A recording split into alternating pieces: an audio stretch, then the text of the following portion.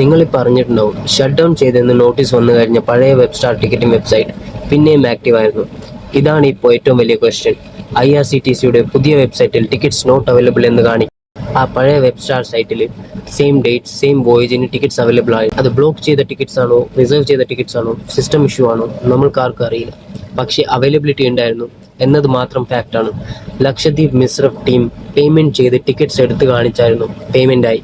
പിന്നെ ഓൾഡ് വെബ്സൈറ്റിൽ കിട്ടുന്ന ടിക്കറ്റ് ഫോർമാറ്റ് പോലും ഔട്ട്ഡേറ്റഡ് ആണ്. പക്ഷേ ഇവിടെ റിയൽ കൺസേൺ വേറെയാണ്. ഷട്ട് ഡൗൺ ചെയ്തെന്ന് പറഞ്ഞ സൈറ്റ് എങ്ങനെ ആക്റ്റീവായി?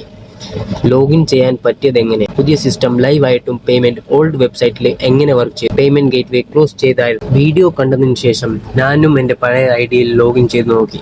ലോഗിനായി, പക്ഷേ വോയേജ് ഒന്നും കാണിച്ചില്ല. കുറച്ച് ടൈം കഴിഞ്ഞപ്പോഴാണ് സഡൻലി നോട്ടീസ് വന്നത്, സൈറ്റ് കംപ്ലീറ്റ്ലി ഡൗൺ ആക്കിയത്. അപ്പോൾ ഒരു ക്വസ്റ്റ്യൻ, ഇത്രയും സീരിയസ് ആയ ലൂപ്പ് ഹോൾ ക്ലോസ് ചെയ്യാൻ ഒരു വീഡിയോ വൈറൽ ആവാൻ വരെ വെയിറ്റ് ചെയ്യേണ്ടി വന്നതെന്തിന്? എന്നിട്ടും സിസ്റ്റമിന്റെ ഉള്ളിൽ എന്താ നടക്കുമെന്ന് പബ്ലിക്കിന് ഒരു ക്ലാരിറ്റി പോലും ഇല്ല. 80 ടിക്കറ്റ്സ് അവൈലബിൾ ആയിരുന്നു എന്ന് പറയുമ്പോൾ IRCTCയിൽ അവൈലബിലിറ്റി ഇല്ലാതിരുന്നപ്പോൾ ആ ടിക്കറ്റ്സ് എവിടെ നിന്ന് വന്നു? ഇത് ഹാക്കിംഗ് കേസ് മാത്രമാണോ? അല്ല.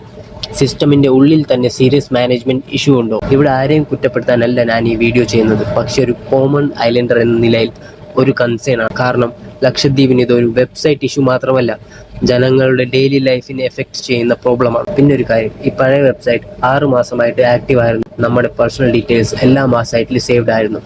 ഇപ്പോൾ ഒരു മിസ്റ്റേക്ക് കാരണം എല്ലാ ജനങ്ങളുടെ ഡാറ്റ കോംപ്രമൈസ്ഡ് ആയിരുന്നെങ്കിലോ? പിന്നെ ഒരു സൈറ്റ് ക്ലോസ് ആക്കിയതിനു ശേഷം പുതിയ സൈറ്റ് വന്നിട്ടും പഴയ സൈറ്റ്, അതും ഒരു തള്ളിപ്പൊളി വെബ്സൈറ്റ്, ഒരു പ്രോപ്പർ സെക്യൂരിറ്റി പോലും ഇല്ലാത്ത വെബ്സൈറ്റ് ആക്റ്റീവ് ആയിരുന്നെങ്കിൽ അതൊരു മേജർ ഇഷ്യൂ തന്നെയാണ്. നിങ്ങൾക്ക് എന്താ തോന്നുന്നത്?